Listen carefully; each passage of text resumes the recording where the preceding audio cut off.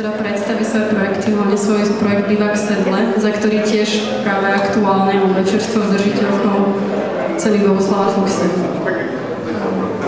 Tak ja ďakujem za slovo, nevolám sa Bartáková, ale Bartková, to na úvod.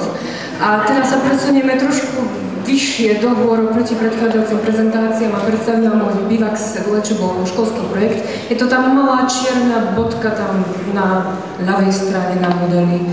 Je to celkom malý objekt v horskej krajine, takže uvidíme. Išlo vlastne o taký výskum niečoho, čo nemá veľkú tradíciu na Slovensku. A išlo mi vlastne o to nájsť nejaké architektonické riešenie pre turistov a horolezcov, ktorí sa dostanú do núdze, keď sa nachádzajú na nejakom výstupe v horách. Toto sú západné Tatry, súčasť Tatranského národného parku a je to miesto, ktorému som sa venovala, konkrétne hlavnému hrebeniu a jeho úseku, ktorý je najexponovanejší a najnáročnejší a pritom je ale turistmi najvyhľadávanejší aj vlastne kvôli týmto výhľadom.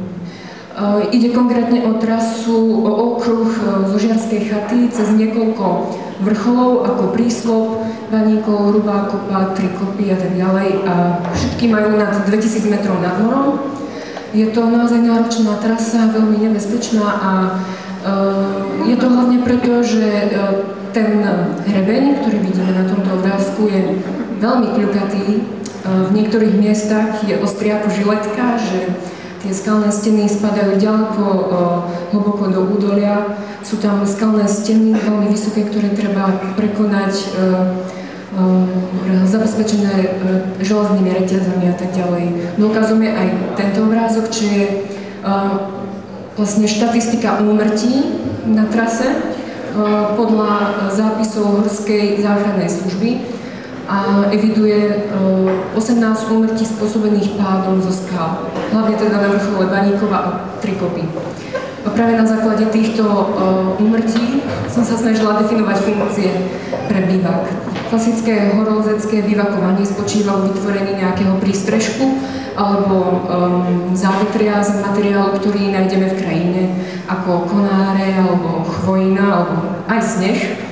No a vytvorí sa nejaký minimálny priestor, ktorý si človek dokáže aj sám vyhriať vlastným teplom. Tak ako fungujú aj normálne turistické horolezecké stany, kde napríklad dvojplášťové stany majú vonkajší obal, ktorý je vodeodolný a odolný voči vetru a vnútorný plášť vytvára akúsi hranicu, ktorá pomáha proti kondenzácii vodnej pary. Inou formou prístrežku v horách sú tradičné koliby a salaše, ktoré mali veľkú tradíciu na Liptove. Pôvodne slúžili ako poľnohospodárske budovy alebo obydlie valachov a boli postavené klasickou zrubovou technikou. Štúdiom typológie bivakov, ako ich poznáme v alpských krajinách, ako v Slovinsku alebo v Taliansku, som sa snažila vytvoriť nejakú analýzu a aplikovať ju práve na moje konkrétne miesto, pretože sú určité princípy, ktoré pri budovaní bivaku treba zachovať. Prvou takou analýzou, ktorá spadala do klimaticko-topografickej analýzy, bola táto slnečná analýza, podľa ktorej je najvýhodnejšie a najslnečnejšie miesto práve sedlo medzi vrcholom Vaníkova a Hrubou kopou. Potom je tu analýza lavínových oblastí, ktoré sú naozaj rozsiahle v tejto časti západných Tatier. Dokonca tam spadla storočná lavína asi pred 3-4 rokmi. Našťastie práve sedlo je to relatívne bezpečnejšie miesto proti lavínovým pascám hlboko v dolinách. Ďalším dôležitým faktorom, ktorý vplyvňuje návrh takého bivaku, to je smer prevládajúcich vetrov. To hlavne vplýva na to umiestnenie, že sa to snažíme dať do závetria a tiež na aerodynamiku dizajnu. To je ale celkom relatívny faktor, pretože počasie je veľmi premenlivé v horách, takže skôr to mal dopad na ten dizajn. Takže výsledkom tej analýzy je práve umiestnenie bivaku v sedle. A okrem toho, že má tieto výhodné topografické a klimatické podmienky, tak je približne v strede trasy, čo je práve ten kritický bod na takej dlhej, niekedy až 10-hodinovej túre. Po svojom návrhu som sa snažila spojiť výhody tradičnej koliby z dreva a mobilného turistického stanu, ktorá vlastne koliba má pevnú drevenú konštrukciu, odolnú voči vetru a dažďu a potom stane nejaká tá pridaná hodnota na fungovanie aj v zimnom období.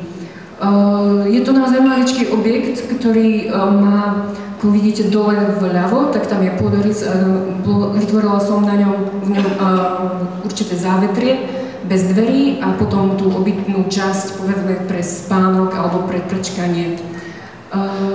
Je vhodný tak pre 3 až 6 ľudí a ten tvar vznikol jednoduchým upravením tvaru klasického domu so sedlovou strechou, len sklopením trochu tej strechy a naklonením strán. Nič zložité.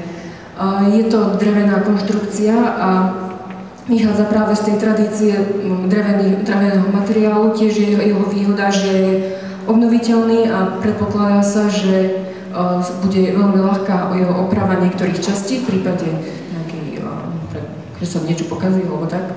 A tiež som počítal, som tam navrhla, povedzme, také prvky, ktoré sa tam budú dať ľahko transportovať. No a tu už je nejaká akože schéma, ako to funguje v lete, tak v lete je to koliba, ktorá je odolná voči vetru a dažďu a v zime je tam tá pridaná hodnota, kedy využívame teplnú izoláciu pomocou snehu a je tam tá vnútorná bunka priedušná, ktorá zamedzuje kondenzácii vodnej pary vo vnútri.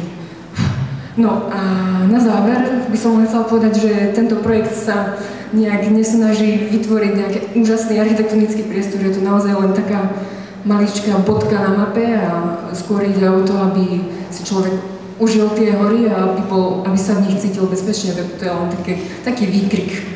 Ďakujem.